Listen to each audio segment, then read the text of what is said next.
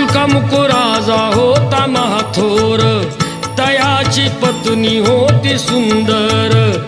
नदी किनारी एकदा त्यांनी घातली महापूजा दोघांनी.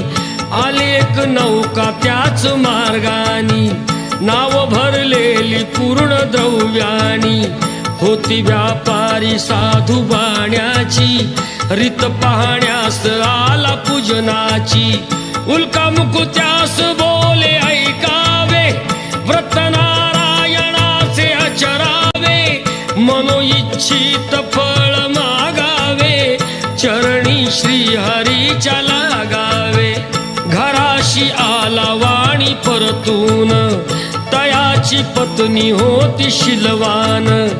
तयास नव्हते काही संतान, केला नवस